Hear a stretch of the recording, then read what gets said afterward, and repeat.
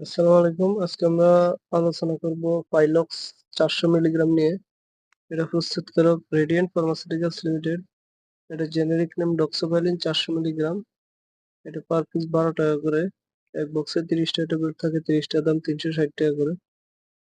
এছাড়া এটা এক পাতার দাম ৳১২০ করে। এছাড়া এটি 200 mg আকারে ট্যাবলেট পাওয়া যায়। নির্দেশনা কি জন্য পাইলক্স ৪০০ mg ডাক্তারগণ দিয়ে থাকেন? এটা সাধারণত অ্যাজমা, হাঁপানি, শ্বাসকষ্ট, কাশি রোধের জন্য দিয়ে থাকেন। এছাড়াও bronchial asthma, bronchospasm, chronic obstructive pulmonary disease, স্ফটিক ব্রঙ্কিয়াল উপাদান সহ ফুসফুসের রোগ। ফার্মাকোলজি ডক্সিভালিন একটি আদর্শ শ্বাসনালী সম্প্রসারক। গঠনগত দিক থেকে 7 নম্বর পজিশনে ডাইঅক্সিলিন গ্রুপ থাকার কারণে এটি থিওফাইলিন থেকে আলাদা।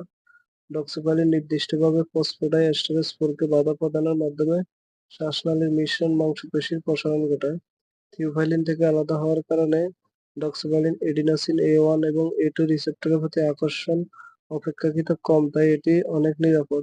ডক্সিভালিন প্লাটিলেট অ্যাক্টিভেটিং ফ্যাক্টর PAFK এবং লিকোট্রিন উৎপাদনে বাধা প্রদান করে।